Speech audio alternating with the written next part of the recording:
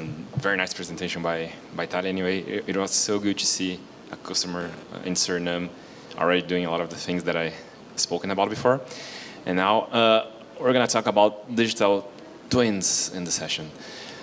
Digital twins and AI are probably the two topics that are in the hype. I would say everyone's talking about digital twins and AI. They are two of the biggest trends that we have in terms of technology in the world now. And I'd like to count on you if you could kindly, and if you can, stand up for a second. Let's do a little dynamic here. It's going to be quick, I promise. So if I could count on your generosity to stand up for a while. Thank you so much. And I'm going to ask you to remain standing only if you have a digital twin in your organization. I'm assuming that everyone works with ArcGIS, the GIS conference, but only remain standing if you have a digital twin.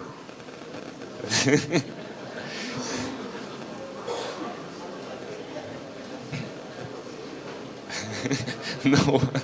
Oh my God. Nobody, no one. Christian, we have a problem. What's your name and your organization? I'm from Telesur, and our telecom network, we started with the digital twin process. Perfect. A round of applause for the gentleman who has a digital twin. But as I said, Christian, we have a problem. Only one person in the room. But yeah, of course. But I actually did this joke on purpose because I think that you might have heard this phrase before, right? Houston, we have a problem. But I'm not sure if you guys know the roots and how this phrase was said. Does any of you know the origin of one person again? So, and it has everything to do with the digital twin subject. That's why I'm bringing it up. It was 1997, I guess, or 1969. And Apollo 13 would be the third mission that would land on the moon with people. It was the third ever triple mission. But right after they left Earth, one of the oxygen tanks exploded. So imagine yourself, you spend years and years and years planning a mission, a lunar mission, and then all of a sudden, one of your tanks literally explode. So how are you going to react to that? How are you going to make sure that you're going to bring all of the astronauts safe back to Earth as you have planned everything for years? So this phrase, Houston, we have a problem, was the phrase that one of the astronauts said to the base that was in Houston, Texas, when they noticed some of the alarms telling that they had a problem. And NASA, they handled the situation, and they were able to bring the astronauts back to Earth in safety because they had the first ever digital twin. They have computational models, virtual models, that will allow them to simulate everything that would happen in the physical space, but on a computer. So they have a pretty good replica of the spaceship, so they were able to mimic and to simulate everything. And they succeed in bringing the airspace back to the Earth, so they could simulate how the engine would work, how the meteorological conditions would be, the atmospheric conditions would be, as they would have to bring them to a certain point, a certain location on Earth. So they have this precursor of a digital twin. And if we take a look at the concept of a digital twin, it's a virtual representation of of real-world entities and process synchronized at a specific frequency and fidelity. It means I have a virtual copy of something that exists, and I'm able to run analysis, predict outcomes, whatever. So it's kind of similar to what we've heard during this morning, right? You have a digital model of your asset, whatever it is, and you're able to predict, to do analysis, to do studies. So the truth is that we've been working with digital twins at Esri since we launched ArcGIS. And the digital twin, it's going to depend on what you do. If you work on an environmental agency, you're going to be using environmental data to build your own environmental digital twin. If you're working on a telecom company, you're going to be more interested in the network. If you're working on a construction company and the design, the construction. So it really depends. But we provide you with the tools for you to create a digital twin. It's a buzzword, and actually this word came from the engineering, from NASA. But we can apply them to our reality, and you all have a digital twin. But of course, there are different levels, different maturities of a digital twin. I have the most basic and the most complete or the most complex. So I always start with the descriptive digital twin, which is a virtual representation of the physical assets or networks, for example. And it's probably the one that you guys have if you are already using ArcGIS. So I'll have a map representing virtually the reality. I can do virtual models. I can have both 2D or 3D visualizations. But as I scale up on this curve, I have the informative digital twins that allow me to integrate with IoT devices, so I'll be noticed in real time about alarms, alerts, events that might be happening. I have the predictive digital twin that is even more complex, and then I start talking about artificial intelligence, machine learning, forecasting, simulation. Then I have a comprehensive digital twin that will allow me to do remote controlled inspections, and it has the intelligence of telling me scenario-based modeling. It means it's raining X amount of rain. If it keeps raining this way, you should close valve Y. Otherwise, there will be a flood or whatever. So this is a comprehensive digital twin. And the autonomous, it's capable of doing these decisions by itself. So it's raining X amount, it's going to flood, I'm going to open the gates, or I'm going to close the valves, and this is it. So we still don't have any example of an autonomous digital twin. I mean, a GIS that operates by itself. But it's the future, and I think that we are not far from there. And if you ask me, which tool do I use to build a digital twin? It really depends. Again, depends on your needs. We have a portfolio with more than 200 applications. I think that we've seen this earlier in the morning. So again, you can use the one that fits best your needs. And let me provide you with some examples of digital twins.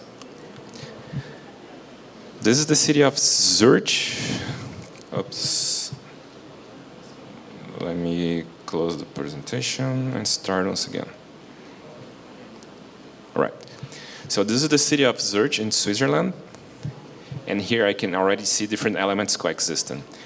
On the back, I have some trees and I have some white buildings that they come from a public library. We have OpenStreetMap. We have a partnership with OpenStreetMap, and you can download and then you can access through services 3D data from all over the world, including Paramaribo and all of the other cities here in Suriname. You can literally access this data and plot it on your map and see the insights that a 3D visualization can provide you with, the white ones in the back. And here in the front, I have some meshes that were made out of a drone flight, and they are pretty much realistic, and they provide me with all of the details that I might need in this study or in this visualization or in this observation. And if I go here, and if you see I had the model, the reality model here, and now I can take a look at the inside, a BIM model, and this is the 8th University, and they are using this tool to make inspections. And this is actually where Einstein studied, and his locker is still there and is still available for everyone who might be interested in visiting. So if you can see here on the right, this is his locker with all of his books, now presented on a digital twin here on ArcGIS. And besides seeing these floors, this interior, I can also take a look at the train station, and I can see more information coexisting. So I have the BIM here, I have this mesh, this drone products, and I have all of the utilities here shown with their attributes as well.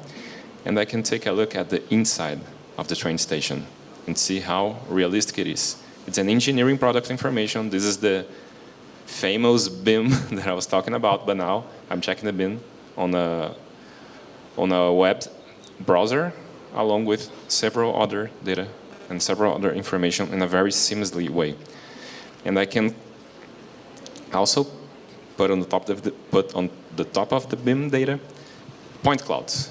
So I can do comparisons between the as-built and the project. So I can do any kind of analysis and see if there's any problem or anything requiring maintenance. So I've seen examples of the present, but I can also see the past. Here I have a map of Zurich in the date of December 29, 199. And with this new tool, this time slider, I can add the time attributes to my buildings or any other features. And I can see how the city emerged and how it was constructed. So it started with a church, as you can see here. And if I fast forward, I'm going to see all of the houses, all of the buildings popping up on the map. And it might help me to understand the city's dynamics and see the patterns of its creation. See? Until the day of today. So I've seen the present, I've seen the past, but I can also forecast the future. Let's say that I'm planning to build another building right here, and I want to see how the trees are going to behave. So I can add attributes to the trees according to their species and according to how much they would grow per year. And I can also run this type of analysis online. So this is a proposed building, and I can use, oops, let me get back here. And I can use this line of sight too.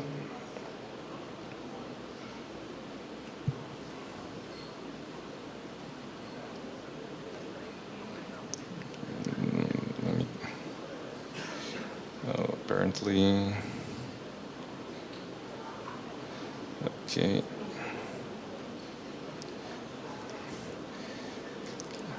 Let me switch to this another view. And here I can see the trees growing over time, and I can have all of the simulations and do forecasts on how it would impact the infrastructure, the pipes, and when I should be cutting off the branches, so on and so forth, and how it would visually impact the aesthetics of my city. See? As these ones right here, they grow, they would turn red at the bottom because their roots would be touching the utilities. See? So these are red flags, literally. These are points that I should be paying attention. So I've seen the present, I've seen the past, I've seen the future, but with ArcGIS I can also see real time. So let's get back to the university. And here I can run a simulation and see how we would behave in case of a fire incident. So it's happening now, it's live, it's on fire, literally. And with this kind of solution, I can understand the routes, the evacuation points, and I can educate people on how to behave and how to run away from this fire. It also gives me a lot of insights on how to position my security equipments in the building, actually. And besides that, I can also take into consideration people's needs and people's disabilities, as I could have internal roads, as you can see here in red. This is an evacuation path that will show me the complexity of someone who might be on a wheelchair, for example, to leave a higher floor. And this is the path that I will have to do in order to get back in safety. And I can also do internal tracks and internal routes besides the external and the outdoor routes. Well, wrapping things up, this is some examples that I have in terms of how we can be connecting to different sources of information and how we are able to enable you guys to working with living digital twins. And again, if you are already working with GIS, you already have a digital twin. It might be on the bottom of the curve, it might be on the top of the curve. It's really going to depend on how mature your organization is in terms of GIS. But next time, if someone asks you if you have a digital twin, please stand up, speak up that you do have a digital twin. Thank you so much.